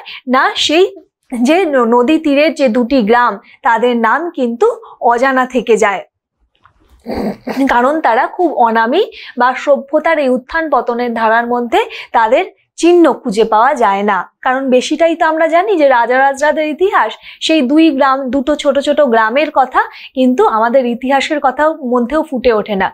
তাহলে এই কথাগুলোই বলতে হবে।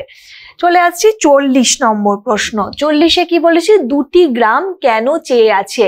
দুটি গ্রাম পরস্পরের দিকে চেয়ে আছে, তাদের যে বিবিধ চাহিদার যে প্রবাহমানতা এই দুই গ্রামের মধ্যে দিয়ে চলে, এক গ্রামের মানুষ আর এক গ্রামে যাতায়াত করে, এই চলমানতা, এই চিরন্তনতা বা নিত্য যাতায়াত চলতেই থাকে।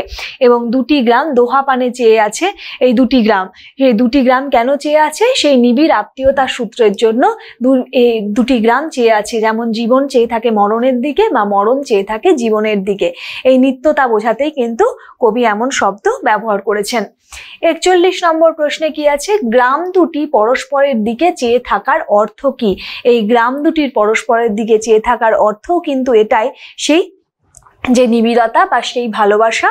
এবং যেমন আমরা বললাম যে কাউকেই যেন বাদ দেওয়া যায় না, যেমন নিত্য বা চলমানতা, যেমন জীবন আর মরণের সম্পর্ক যেমন অস্বীকার করা যায় না, এদের বন্ধনও, এই গ্রাম দুটির বন্ধনও, পারস্পরিক বন্ধনও কিন্তু অস্বীকার করা যায় না। তাই এই গ্রাম দুটি পরস্পরের দিকে চেয়ে আছে। 42-এ যাই। 42-এ কি আছে? কবিতায় উল্লিখিত খেয়া কতদিন চলে। কবিতায় উল্লিখিত খেয়া চিরদিন, অর্থাৎ সকাল থেকে সন্ধ্যা পর্যন্ত তার অবিরাম যাতায়াত চলতে থাকে। 43-এ চলে যাচ্ছি। 43-এ কি বলেছে? খেয়ার চলন কি রূপ। খেয়ার চলন কি রূপ? না, সেই সকাল থেকে সন্ধ্যা, অর্থাৎ তার নিত্য যাতায়াত অবিরত চলতেই থাকে।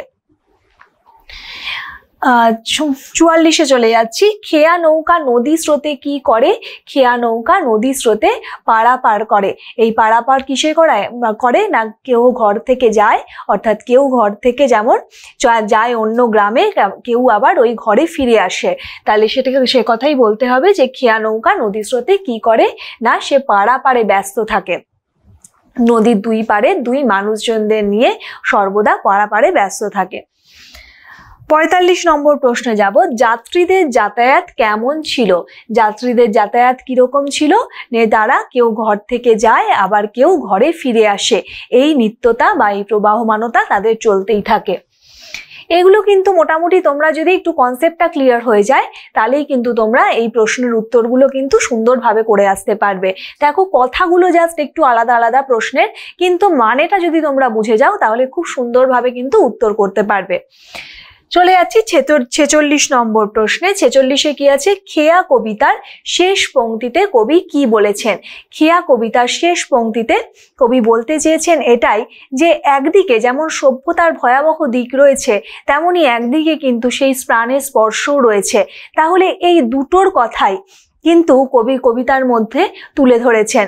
অর্থাৎ যেমন কবিতায় ফুটে উঠেছে এক ইতিবাচক দিক যা হলাহলের মাধ্যমে, নেতিবাচক দিক যা হলাহলের মাধ্যমে পাই, তেমনি এক ইতিবাচক দিক সুধা, অর্থাৎ এই প্রবাহমানতা সভ্যতার মধ্যেও কিন্তু চলতে থাকে। যেমন দেশ বিদ্বেষ রুক্ষতা যেমন খুঁজে পাওয়া যায়, তেমনি ভালোবাসার নিবিড় বন্ধনের স্পর্শও কিন্তু খুঁজে পাওয়া যায়। তাহলে কবিতার শেষ পংক্তিতে কিন্তু কবি এই জীবন দর্শনের কথাই ফুটে উঠেছে। চলে এলাম ব্যাখ্যাভিত্তিক সংক্ষিপ্ত প্রশ্নাবলী এবং বিশ্লেষণধর্মী রচনাধর্মী প্রশ্নাবলীতে, অর্থাৎ SAQ এবং LAQ। প্রথমটা হলো গিয়ে ব্যাখ্যাভিত্তিক সংক্ষিপ্ত প্রশ্নাবলী SAQ এবং পরেরটা হলো বিশ্লেষণধর্মী রচনাধর্মী প্রশ্নাবলী LAQ, যেগুলোকে আমি একসাথেই তোমাদের আলোচনা করেছি এই চ্যাপ্টারে। দেখে নেব প্রথম প্রশ্ন কি আছে। LAQ এর প্রথম প্রশ্ন দেখো, খেয়া কবিতা কোন কাব্যগ্রন্থের অন্তর্গত? খেয়া কবিতাটি রবীন্দ্রনাথ ঠাকুরের চৈতালি কাব্যগ্রন্থের অন্তর্গত। তারপরের প্রশ্ন কি আছে? এই কাব্যে কবি মনের পরিচয় দাও। যখন এরম ধরনের প্রশ্ন আসবে তখন তোমাদের প্রথমেই লিখতে হবে যে এই কাব্যে এক নিসর্গ সৌন্দর্য, গ্রাম বাংলার পল্লী প্রকৃতির পরিবেশের মধ্যে দিয়ে যেমন প্রকৃতি ভাবনা, তার সঙ্গে এক মানবতা বোধ, এক বিশ্বজনীনতা বা মানবতার যে ইতিহাস, সেই ইতিহাসের ধারা, সেইটাইগুলো কিন্তু তোমাদের বলতে হবে। তার সঙ্গে বলতে হবে যে পল্লী প্রকৃতির মধ্যে যে সহজ সরল সৌন্দর্য বিরাজ করছে, যেটা চিরন্তন, সেই চিরন্তন সত্যই কিন্তু অভিব্যক্ত হয়েছে এই কবিতার মধ্যে দিয়ে। অর্থাৎ এই যে সভ্যতার ইতিহাসের মাধ্যমে আমাদের যে মানব সভ্যতার ইতিহাস, সেই মানব সভ্যতার ইতিহাসে সেইতে কিসে জয় হয়েছে, সেই জয়ের ইতিহাস, অর্থাৎ সেখানেও কিন্তু জয়ী হয়েছে সেই মানবতা বোধ। এগুলোই কিন্তু তোমাদের লিখতে হবে এই কাব্যে কবি মনের পরিচয় হিসাবে। এরপরে দেখে নেব আমরা 2 নম্বর প্রশ্ন। 2 নম্বরে কি আছে দেখো, খেয়া নৌকা পারাপার করে নদী স্রোতে। খেয়া নৌকা কোথায় পারাপার করে? খেয়া নৌকা কোথায় পারাপার করে না, নদীর দুই কূলে দুই যাত্রীদের নিয়ে সে এক পার থেকে অন্য পারে সকাল থেকে সন্ধ্যা অবধি তার অবিরাম গতি চলতেই থাকে। এই গতি সে এই দুই পারের যাত্রীদের নিয়ে অবিরাম চলতে থাকে। অর্থাৎ এক পার থেকে অন্য পারে যায়, কেউ যায় ঘরে, কেউ আসে ঘর হতে। এই কথাগুলোই কিন্তু তোমাদের বলতে হবে এই প্রশ্নটির উত্তরে। তারপরে দেখো কি লেখা আছে, এর মধ্যে দিয়ে কবি কোন ছবি তুলে ধরেছেন? এর মধ্যে দিয়ে কিন্তু কবি গ্রাম বাংলার বা পল্লী প্রকৃতির ছবি তুলে ধরেছেন, যেখানে খেয়া দুই গ্রাম বাংলার মধ্যে, দুই গ্রামের মধ্যে যোগসূত্র বা সেতু বন্ধনের কাজ করে চলেছে অবিরাম। তাদের মধ্যে এক নিবিড় আত্মীয়তার বন্ধন রয়েছে। এই নিবিড় আত্মীয়তার বন্ধন, এই চলমানতা যেন এই সহজ সরল সুন্দর রূপ এক চিরন্তন সত্য নিয়ে প্রকাশ পেয়েছে এই কবিতার মধ্যে দিয়ে। দেখে নেব 3 নম্বর প্রশ্ন। 3-এ কি আছে, যাত্রী দল কোথা থেকে কোথায় যায়? তাহলে যাত্রী দল কোথা থেকে কোথায় যায়, বা দেখো অথবা দিয়ে কি লেখা আছে, কেহ যায় ঘরে, কেহ আসে ঘর হতে। এই পংক্তিটির মধ্যে দিয়ে পংক্তি বানান লিখবে এরকম, পংক্তিটির মধ্যে দিয়ে মানে প লিখবে, তারপরে উম, তারপরে এভাবে লিখবে পংক্তিটির। এই পংক্তিটির মধ্যে দিয়ে কবি কি বুঝিয়েছেন? তাহলে দেখো প্রথম প্রশ্ন আর এই দ্বিতীয় প্রশ্নটা কিন্তু একই, যে যাত্রীদল কোথা থেকে কোথায় যায় না, কেউ ঘর থেকে যায়, সেই অন্য গ্রামের দিকে, আবার কেউ যায় কি, কেউ ঘর থেকে বা যেমন যায় সেই অন্য গ্রামে, আবার অন্য গ্রামের মানুষ, সেই গ্রামের মানুষ কিন্তু আবার এই গ্রামের দিকে যাত্রা করে। এই যে চলমানতা, এই চলমানতা কিন্তু অবিরাম গতিতে চলতে থাকে। তাহলে এই পংক্তিটির মধ্যে দিয়ে কবি কি বুঝিয়েছেন না, এই পংক্তিটির মধ্যে দিয়ে কবি গ্রাম বাংলার মধ্যেকার যে আত্মীয়তার বন্ধন, দুই গ্রামের যে সুসম্পর্ক, সহজ সরল সম্পর্ক, সেই সহজ সরল সম্পর্কই কিন্তু প্রকাশ পেয়েছে এবং আত্মীয়তার নিবিড় বন্ধনের কথা প্রকাশ পেয়েছে। অর্থাৎ একটি গ্রাম আরেকটি গ্রাম ছাড়া যেন সম্পূর্ণ অপ্রাসঙ্গিক বা অসম্পূর্ণ। চলে আসছি 4 নম্বর প্রশ্ন। 4 নম্বরে দেখো, নদীর দুই তীরের গ্রাম দুটির সম্পর্ক কিরূপ। তোমরা যদি কবিতাটা বারে বারে পড়ো তাহলেই বুঝতে পারবে যে যে বোধ প্রকাশ পেয়েছে খেয়া কবিতার মধ্যে, সেই বোধই কিন্তু এই গ্রাম বাংলা দুটি এখানে যেটা লেখা আছে, দুই তীরের গ্রাম দুটির কি ধরনের সম্পর্ক তার মধ্যে দিয়েই প্রকাশ পেয়েছে। অর্থাৎ দুই তীরের গ্রাম দুটির মধ্যে সেই নিবিড় আত্মীয়তার বন্ধন, সহজ সরল যাপনের চিত্র, সাধারণের মধ্যে অসাধারণত্ব খুঁজে পাওয়া যায়। যে এই সাধারণ পল্লী বাংলার দুটি গ্রামের মধ্যে দিয়ে আমরা সেই অন্তরঙ্গতা বা নিবিড়তা খুঁজে পাই, যা কালের ইতিহাসের মধ্যে যে হিংস্রতার যে চিত্র আমরা দেখেছি, যে মানব সভ্যতার ইতিহাসের যে হিংস্রতার চিত্র আমরা দেখেছি, তার থেকে বিচ্ছিন্ন এই দুটো গ্রাম খুব সাধারণ জীবনযাপন করলেও তা অসাধারণ হয়ে বাংময় হয়ে ওঠে। চলে আসছি 5 নম্বর প্রশ্ন। 5-এ কি আছে, সন্ধ্যা সকালের আনাগোনার মাধ্যমে কবি কি বুঝিয়েছেন। সন্ধ্যা সকালের আনাগোনার মাধ্যমে কবি বুঝিয়েছেন যে একই সূর্য এবং এই যে একই সময় প্রবাহ এই দুটো গ্রামের মধ্যে দিয়েই বর্তমান, এবং তাদের যে সেতু বন্ধনের কাজ করে যাচ্ছে এই খেয়াও কিন্তু অবিরাম গতিতে সন্ধ্যা থেকে সকাল অবধি নিয়ে যাচ্ছে যাত্রীদের বিভিন্ন প্রয়োজনে। তারা কেউ ঘর থেকে যাচ্ছে, আবার কেউ ঘরে ফিরে আসছে। এই চলমানতা, এই গতিময়তা চলতেই থাকে এবং এই অবিরাম এইগুলোই কিন্তু তোমাদের দেখো বারে বারে এই সমস্ত কথাগুলোই কিন্তু ফিরে ফিরে আসছে। তাই তোমরা যদি কবিতাটা খুব ভালোভাবে পড়ো তাহলে কিন্তু 3 এবং 5 প্রশ্নের উত্তর দেওয়া খুব সহজ হয়ে যাবে তোমাদের কাছে। চলে যাব 6 নম্বর প্রশ্ন। 6-এ কি আছে, পৃথিবীতে কবি কি কি ঘটতে দেখেছেন, অথবা পৃথিবীতে কত দ্বন্দ্ব, কত সর্বনাশ, কথা বলতে কবি কি বোঝাতে চেয়েছেন। আসলে আমাদের ইতিহাস সত্যি তো রাজা রাজরাদের যুদ্ধের কাহিনী, হিংস্রতার কাহিনী, রাগ, ক্রোধ, হিংসা, এই রক্তাক্ত যে সময়ের কাহিনী আমরা পড়ে থাকি, তার মধ্যে কোথায় এই গ্রাম বাংলার যে দুটি গ্রাম বাংলা, সেই অনামী গ্রাম বাংলা, এদের কথা কি আমরা ইতিহাসে পাই? কিন্তু এই যে গ্রাম বাংলার যে সুসম্পর্ক, এ কিন্তু চিরন্তন সম্পর্ক। তাহলে কি বলেছেন, পৃথিবীতে কবি কি কি ঘটতে দেখেছেন। পৃথিবীতে কবি ঘটতে দেখেছেন যে রাজশক্তির উত্থান পতন। এই রাজশক্তির উত্থান পতন কিসের মাধ্যমে হয়েছে? বহু রক্তক্ষয়ী সংগ্রামের বিনিময়। এই রাগ, ক্রোধ, হিংসা, ঈর্ষা, এইসব এই ধরনের ইতিহাসকে আমরা পেয়েছি, সেই দ্বন্দ্ব, সংঘর্ষ, সেই সংঘাতের ইতিহাসকে আমরা পেয়েছি। বা যদি বলা হয় এ কথা বলতে কবি কি বোঝাতে চেয়েছেন, তাহলে এই যে রক্তক্ষয়ী ইতিহাস, এই রক্তক্ষয়ী ইতিহাসের মাধ্যমে আমরা সভ্যতার, মানব সভ্যতার সেই নেতিবাচক দিকের সাথে পরিচিত হয়েছি। চলে যাচ্ছি 7 নম্বর প্রশ্ন। 7-এ কি লেখা আছে দেখো, কি নিয়ে ইতিহাস গড়ে উঠেছে। তাহলে কি নিয়ে ইতিহাস গড়ে উঠেছে না, সেই রাগ রক্তে ভেজা সেই হিংসা, দেশ, ক্রোধ নিয়ে কিন্তু সেই ইতিহাস গড়ে উঠেছে। অথবা যদি বলে নূতন নূতন কত গড়ে ইতিহাস, পংক্তিটির তাৎপর্য ব্যাখ্যা করো। তাহলে পংক্তিটির তাৎপর্য ব্যাখ্যা করো, তাহলেও কিন্তু সেই ইতিহাসের ভয়ঙ্কর জান্তব রূপটাই কিন্তু আমাদের ফুটিয়ে তুলতে হবে। অর্থাৎ একদিকে হলো বিজয়ী, একদিকে হলো বিজিত। বিজয়ী কারা? বিজয়ী হলো যারা জিতে গেছে, তারা সেই ক্ষমতার দর্প নিয়ে আমাদের কাছে হাজির হয়েছে। আবার কে? বিজিত। সেখানে এই যে ক্ষমতার দর্প এবং তার সঙ্গে সম্পদের লোভ, কামনা, বাসনা, লোভ, এটা যেন মানব সভ্যতার এক ভয়ঙ্কর জান্ত প্রবৃত্তির দিকে আমাদেরকে দিয়ে দেখিয়েছে। তাহলে চলে আসছি, তাহলে এগুলোই কিন্তু এই যে যদি বলা হয় যে কি নিয়ে ইতিহাস গড়ে উঠেছে বা নতুন নতুন কত গড়ে ইতিহাস, এই ধরনের প্রশ্নগুলো কিন্তু তোমাদের এই ধরনের কথাগুলো দিয়েই লিখতে হবে। চলে যাচ্ছি 8 নম্বর প্রশ্ন। 8-এ কি আছে দেখো, রক্ত প্রবাহ শব্দটি উল্লেখের তাৎপর্য কি? আচ্ছা, রক্ত প্রবাহ শব্দটির উল্লেখ, রক্ত প্রবাহ মানে কি, অর্থাৎ প্রজন্ম থেকে প্রজন্ম আমাদের শরীরে অর্থাৎ রক্তের মাধ্যমে, রক্ত বীজের মাধ্যমে এই হিংসা, ক্রোধ, দেশ যেন প্রবাহিত হয়ে চলেছে।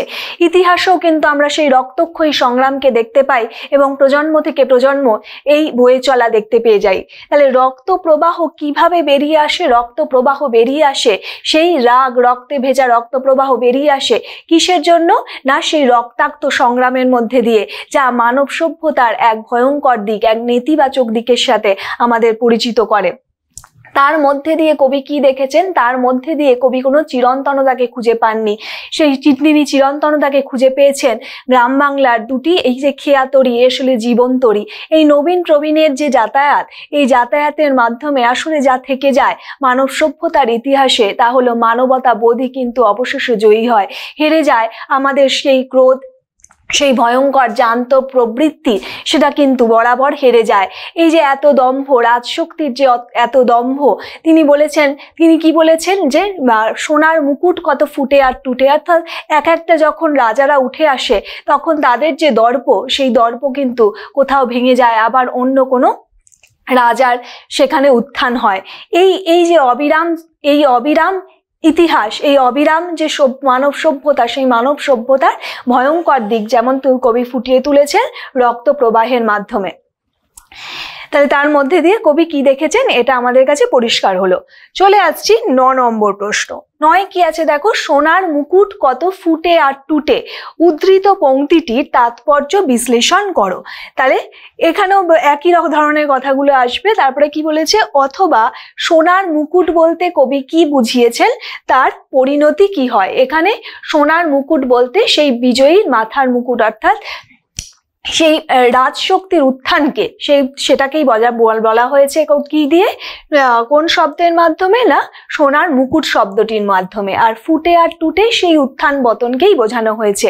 অর্থাৎ যখন কোনো রাজশক্তির উত্থান হচ্ছে তখন তার যে দম্ভ বা অহংকার নিয়ে সে প্রকাশিত হচ্ছে, তা কিন্তু সেই সম্পদের মোহ, রাজ্যের বিস্তার, এই সমস্তটা কিন্তু অবশেষে আবার দেখা যাচ্ছে কোনো না কোনো সময় গিয়ে ধ্বংস হয়ে যাচ্ছে, আবার কোনো রাজার উত্থান দেখা যাচ্ছে। তাহলে এই অবিরাম গতি প্রবাহ কিন্তু চলে আসছে। তাহলে উদ্ধৃত পংক্তিটির তাৎপর্য বিশ্লেষণ করলে তোমাদের এটাই লিখতে হবে। আর অবশ্যই এটার এক ধরনের চলমানতা এবং সেইখান থেকে এক ধরনের নেতিবাচক রূপ, সেটাও কিন্তু ফুটিয়ে তুলতে হবে। তারপরে কি বলেছে, সোনার মুকুট বলতে কবি কি বুঝিয়েছেন? তাহলে রাজশক্তির উত্থানকে বুঝিয়েছেন সোনার মুকুট বলতে, এবং তার পরিণতি কি, তা হলো এর কোনো চিরন্তনতা নিয়ে আসে না, বা মানব সভ্যতার ইতিহাসে এটি সম্পূর্ণই বলতে গেলে অপ্রাসঙ্গিক। মানে অপ্রাসঙ্গিক এই হিসাবে যে এই যে চলমানতা, এই চলমানতা অর্থাৎ এক রাজার যে পতন ঘটছে, আবার এক রাজশক্তির যে উত্থান ঘটছে, এর মাধ্যমে কিন্তু মানব সভ্যতা কিছু পায় না। মানব সভ্যতা বরং তার ভয়ঙ্কর বা জান্তব রূপটাকেই দেখতে পায়। তাহলে এইগুলোই কিন্তু তোমাদের লিখতে হবে এই প্রশ্নগুলোর উত্তরে। চলে আসছি 10 নম্বর প্রশ্ন। 10-এ কি আছে দেখো, 2 তীরে 2 গ্রাম আছে জানাশোনা, এই জানাশোনার অন্তর্নিহিত অর্থ বুঝিয়ে দাও। এই জানাশোনার মধ্যে দিয়েই কিন্তু বোঝাতে চাইছে সেই আত্মীয়তা বা পারস্পরিক নির্ভরতা, সেই নির্ভরতার বন্ধনকেই কিন্তু কবি বোঝাতে চেয়েছেন যে 2 গ্রামে দোহা পানে চেয়ে আছে। এই যে দোহা পানে অর্থাৎ দুজন দুজনের দিকে চেয়ে আছে, তারা বিভিন্ন প্রয়োজনে, প্রাত্যহিক প্রয়োজনে, জীবনযাপনের প্রয়োজনে তাদের মধ্যে এক আত্মীয়তার সহজ সরল সুন্দর রূপ, পল্লী প্রকৃতির সৌন্দর্য, এই সবই কিন্তু ব্যক্ত হয়েছে এই জানাশোনা শব্দটির মধ্যে দিয়ে।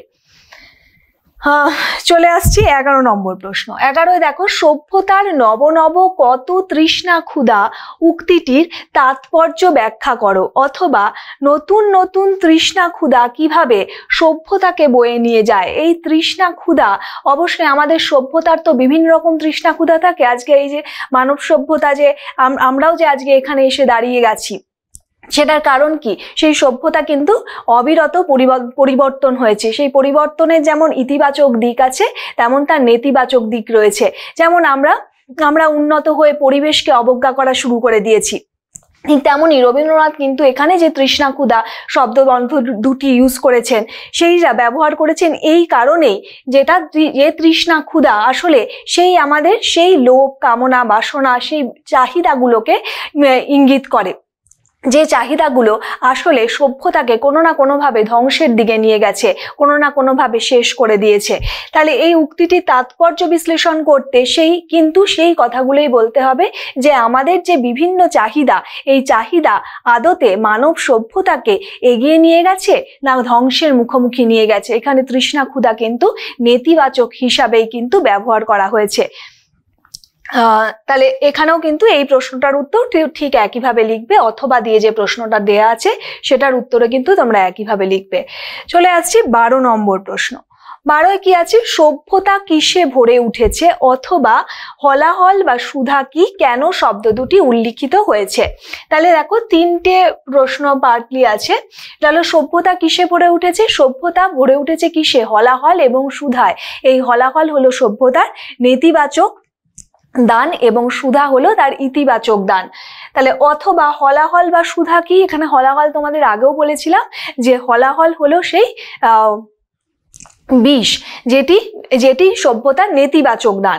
আর সুধা কি? না সেই অমৃত যা দেবতারা পান করে কি হয়েছিল না তারা অমরত্ব লাভ করেছিল। আর হলাহল সেই দেবাসুর কর্তৃক সমুদ্র মন্থনে উত্থিত সেই বিষ। আর কেন শব্দ দুটি উল্লিখিত হয়েছে?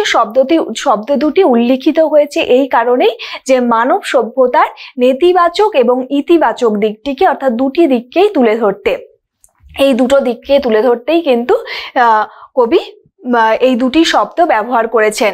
এই হলাহল কোথা থেকে পেয়েছি? রাজশক্তির উত্থান পতনের মাধ্যমে। আর সুধা শব্দটি কিসের মাধ্যমে পেয়েছি? অর্থাৎ মানবতার মাধ্যমে, সেই প্রেমের মাধ্যমে। মানবতার জয় যেখানে হয়েছে সেখানেই কিন্তু আমরা পেয়েছি কাকে? না সুধাকে। সেইটাই কিন্তু আমাদের বাঁচার রসদ জুগিয়েছে। চলে আসবো 13 নম্বর প্রশ্ন। 13 কি বলেছে? সভ্যতার কাল সমুদ্রে কি কি ঘটে। সভ্যতার কাল সমুদ্রে তাহলে কি কি ঘটে? সভ্যতার কাল সমুদ্রে আমরা দেখেছি জয় পরাজয়ের কাহিনী। এই জয় পরাজয়ের কাহিনী মোটেও সুখকর নয়, আমাদের মোটেও আনন্দ দেয় না। এ এক জান্তব রূপ আমরা ইতিহাসে দেখতে পাই, যেখানে রাজা রাজরাদের রক্তাক্ত ভয়ঙ্কর কাহিনী বা গল্প আমরা শুনে এসেছি। আবার দেখো সভ্যতার কাল সমুদ্র এবং আমাদের যে বিবিধ রকম চাহিদা, এই চাহিদা কিন্তু সভ্যতাকে এক ভয়ঙ্কর দিকে, এক ভয়ঙ্কর পরিণতির দিকে ঠেলে দিয়েছে। এগুলোই তোমাদের লিখতে হবে। এবারে চলে আসছি 14 নম্বর প্রশ্ন। 14 কি আছে? এই খেয়া চিরদিন চলে নদী স্রোতে, কোন প্রসঙ্গে এ কথা বলা হয়েছে বা মন্তব্যটির তাৎপর্য ব্যাখ্যা করো। এই খেয়া বলতে এই যে জীবনতরী, আসলে খেয়া তো একটা জীবনতরী। এই জীবনতরী ক্রমাগত কিন্তু চলমান, যা দুই গ্রামের মধ্যে সেতু বন্ধনের কাজ করে যাচ্ছে। অর্থাৎ এটাকে যদি আমরা সেই হিসাবে নবীন এবং প্রবীণ, সেই বা জীবন বা মরণ হিসাবে দেখি, তাহলেও কিন্তু সেই জীবনতরীর প্রবাহমানতাকে আমরা খুঁজে পাই। তাহলে এই খেয়া চিরদিন চলে নদী স্রোতে, এই যে নবীন প্রবীণের আসা যাওয়া বা জীবন মরণের যে দোলদোলানো গতিপথ, সেটাও কিন্তু একই সঙ্গে উঠে আসছে এই লাইনটির মধ্যে দিয়ে বা এই পংক্তিটির মধ্যে দিয়ে। তাহলে কোন প্রসঙ্গে এ কথা বলা হয়েছে? না জীবনতরীর এই যে চলমানতাকে বোঝাতেই কিন্তু কবি এই কথাটির অবতারণা করেছে। মন্তব্যটির তাৎপর্য যে কথাগুলো বললাম সেগুলোই তোমরা গুছিয়ে লিখবে। চলে যাব 15-তে। 15 কি আছে? চৈতালি কাব্যগ্রন্থের বৈশিষ্ট্যের আলোকে খেয়া কবিতাটি বিশ্লেষণ করো। চৈতালি কাব্যগ্রন্থেও কিন্তু কবি সেই নিসর্গ সৌন্দর্যকে খুঁজে পাচ্ছেন এবং সেখান থেকেও কিন্তু পল্লী প্রকৃতির প্রতি টান, পল্লী প্রকৃতির বিভিন্ন শব্দ এবং নাগরিক জীবন, সর্বোপরি যে মানব সভ্যতার যে ইতিহাস বা সেই চলমান বিভিন্ন ঘটনার যে প্রবাহ সেগুলোও কিন্তু উঠে এসেছে চৈতালি কাব্যগ্রন্থের বিভিন্ন কবিতায়। আর আমরা জানি যে খেয়াও চৈতালি কাব্যগ্রন্থের মধ্যেকার একটি কবিতা, তাই খেয়াও কিন্তু তার ব্যতিক্রম নয়। আমরা খেয়ার মধ্যেও কিন্তু সেই গুণগুলোকে দেখতে পাই। রবীন্দ্র জীবনীকার এই প্রসঙ্গে প্রভাত কুমার মুখোপাধ্যায় বলছেন যে সেই চৈত্র মাসে তো এটা লেখা, সেই চৈত্রের দুঃসহ গরমে নৌকায় যখন কবি বসে আছেন তখন সেই বোটের জানলা দিয়ে কবি বন্ধ খড়খড়ি তুলের মধ্যে দিয়ে যে বাইরের জগৎকে দেখছেন, সেই ছবি গানের জগৎটাকেই তিনি যেন সেই কাব্যে বা সেই পরিবেশে যেন ফুটিয়ে তুলছেন। তাহলে এগুলোই তোমাদের লিখতে হবে এই প্রশ্নটার আলোচনা প্রসঙ্গে। চলে যাচ্ছি 16 নম্বর প্রশ্ন। 16 কি আছে দেখো, খেয়া কবিতাটি নামকরণের সার্থকতা আলোচনা করো। প্রথমেই নামকরণের সার্থকতাকে আমরা জানি কি, রবীন্দ্রনাথ নিজেই বলেছিলেন, নামকে যারা নামমাত্র মনে করে আমি তাহাদের দলে নই। তাহলে বিশেষ করে রবীন্দ্রনাথ নামকরণ বিষয়ে যথেষ্ট সচেতন ছিলেন এবং সেই বিষয়ে কিন্তু যথেষ্ট খুঁতখুঁতেও ছিলেন। সেই কারণে নাম আমরা জানি শুধুমাত্র কবিতা কেন, আর ছোট গল্প হোক, উপন্যাস হোক, এই সমস্ত ক্ষেত্রেই, কবিতা হোক, সমস্ত ক্ষেত্রেই কিন্তু তিনি নামকরণের বিষয়ে বিশেষ যত্নবান। এই ক্ষেত্রেও খেয়া কবিতার নামকরণও যথার্থ হয়ে উঠেছে। আসলে এই খেয়া যেন এক জীবন্তরী, যা মানব সভ্যতার ইতিহাসের কথা বলে। এই যে যোগসূত্র তৈরি করছে খেয়া দুই গ্রামের মধ্যে, এ যেন এক মানবতার বহিঃপ্রকাশ। অপরদিকে দেখো আমরা পেয়েছি মানব সভ্যতার আরো একটি দিক। সেই মানব সভ্যতার আরো একটি দিকের মধ্যে কি পেয়েছি, সেই রাজশক্তির উত্থান পতনের ইতিহাস, যা কালের নিয়মে, সভ্যতার নিয়মে হয়তো তা জয়ী হতে পারে না, আসলে মানবতাই জয়ী হয়ে ওঠে। আর সেই যোগসূত্র যদি কেউ রেখে থাকে, তাহলে সেই যোগসূত্র, সেই নবীন প্রবীণের মধ্যে সেই যোগসূত্র বা সেই জীবন তরীর মধ্যে আমাদের কাছে যা প্রাপ্তি, সেই প্রাপ্তি কিন্তু তুলে ধরে সেই খেয়া। তাহলে এই হিসাবেই বলতে হবে যে খেয়া কবিতাটি নামকরণ সম্পূর্ণ সার্থক। চলে আসছি 17 নম্বর প্রশ্ন। 17 কি বলছে, খেয়া কবিতায় রবীন্দ্রনাথ ঠাকুর নগর ও গ্রাম জীবনের যে তুলনামূলক ছবি তুলে ধরেছেন তা নিজের ভাষায় বর্ণনা করো। নগর এবং গ্রাম জীবনের তুলনামূলক ছবি কিন্তু আমরা পাই। দেখো, একটি অনামী গ্রাম যার নাম কেউ জানে না, সেটাই তো এই ছোট ছোট দুটি গ্রাম যার মধ্যে দিয়ে সেই খেয়া অর্থাৎ নৌকা বয়ে চলেছে। আর একদিকে দেখেছি আমরা নগর সভ্যতায় সেই যে রাজা রাজরাদের কাহিনী, সেই হিংস্র কাহিনী, সেই জান্তব ভয়ঙ্কর রূপকে আমরা খুঁজে পেয়েছি।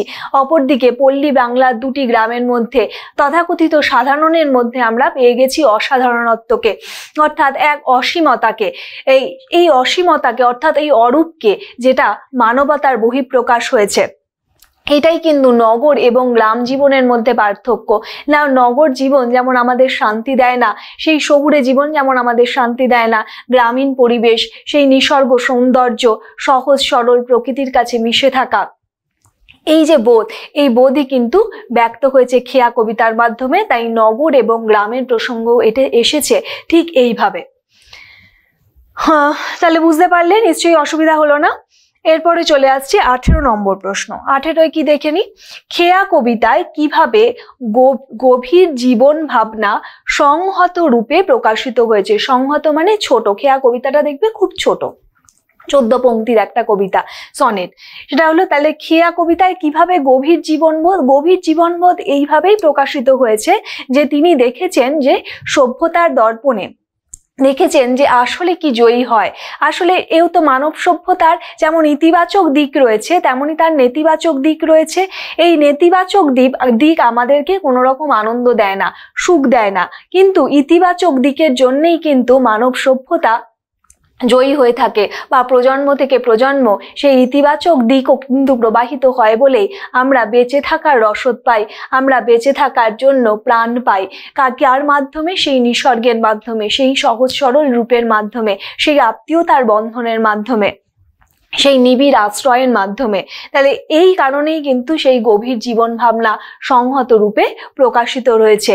অবশ্যই ধরো কোটেশন তুলে দিলে, সেই কোটেশন তুলে দিয়ে ব্যাখ্যা করলে, এগুলো যদি 5-এর মতন আসে, তাহলে তোমাদেরকে 2টো করে কোটেশন দিলে সেই কবিতার ওপর, তারপরে সেটাকে ব্যাখ্যা করলে, এই সমস্ত ভাবনাই সংহত অর্থাৎ খুব ছোট করে সংক্ষিপ্তভাবে কিন্তু প্রকাশিত হয়েছে। এই খেয়া কবিতার মাধ্যমে, এভাবেই লিখতে হবে। চলে আসবো 19 নম্বর প্রশ্ন। 19-এ কি আছে দেখো, খেয়া কবিতায় কবির বাস্তবতা বোধের পরিচয় দাও, অথবা কবি মনের কোন বৈশিষ্ট্য খেয়া কবিতায় প্রকট রূপে প্রতিভাত হয়েছে।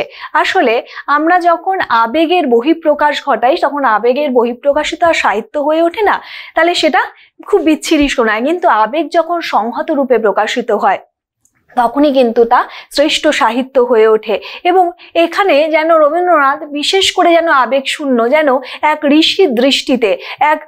ঋষির দৃষ্টিতে কবি লক্ষ্য করেছেন এই জগৎ সংসারকে লক্ষ্য করে কবি বুঝিয়েছেন আসলে সভ্যতার এই কাল, সভ্যতার দর্পণে আসলে কারা থেকে যায় আসলে আমাদের ভালোবাসা, সেই মানবতারই জয় হয়।